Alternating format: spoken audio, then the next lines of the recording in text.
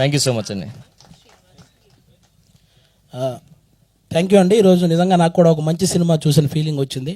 అందరూ సినిమాలో ఆయుష్ చూశారు, నేను ఈ సినిమా ఆయుష్ చూశాను. ఖచ్చితంగా ఆహాలో చాలా గట్టిగా ఆడే సినిమా అవుద్ది ఇది. ఆహాకి మంచి సబ్స్క్రైబర్స్ అలాగే వ్యూవర్షిప్ కూడా వచ్చే సినిమా అవుద్దని నేను మనస్ఫూర్తిగా కోరుకుంటున్నాను. ఇంకా ఇప్పుడు ప్రజెంట్ ఈ సినిమా ఇండస్ట్రీలో నాకు వస్తున్న అవకాశాలకు కానీ, నేను చేస్తున్న సినిమాలకు కానీ, నేను వెనకేస్తున్న రూపాయలకు కానీ, అలాగే నాకు ఇస్తున్న కాంప్లిమెంట్స్కి కానీ అన్నిటికీ మూల కారణం అభి అన్నయ్య. నేను అది ఎక్కడున్నా చెప్తాను. అభి అన్న లేకపోతే ఈరోజు అసలు నేను ఇండస్ట్రీలో అంటే ఇంత ముందుకైతే వచ్చేవాడిని కాదు, అసలు ఇండస్ట్రీకి కూడా వచ్చేవాడిని కాదేమో అభి అన్న అనేవాళ్ళు లేకపోతే. కాబట్టి అలాంటి అభి అన్న ఏం చేసినా మంచి జరగాలని మనస్ఫూర్తిగా కోరుకుంటాను.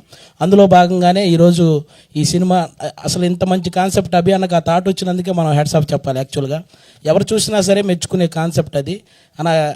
మీకు ఎలాగైతే మన జబర్దస్త్లో మీరు కొత్త కొత్త కాన్సెప్ట్తో వచ్చేవాళ్ళు, కానీ ఈరోజు ఈ స్టెప్ మాత్రం వేరే లెవెల్. ఇంకా మీరు ఆల్రౌండర్ పర్ఫార్మెన్స్ మీ అందరికీ తెలుసు. మీరు కామెడీ చేస్తారు, ఒక సాఫ్ట్వేర్ ఇంజనీర్గా చేయగలరు, ఒక యాంకర్గా చేయగలరు, హీరోగా చేశారు, ఇప్పుడు డైరెక్షన్ చేస్తున్నారు.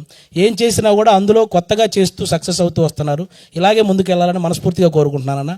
అలాగే రాస్తారు నన్ను కూడా మధ్యలో ఎన్నో కాంట్రవర్సీలు ఏవైనా జరుగుండొచ్చు, కానీ వాటి తర్వాత ఒక కమ్బ్యాక్ కావాలని నేను గట్టిగా కోరుకున్నాను.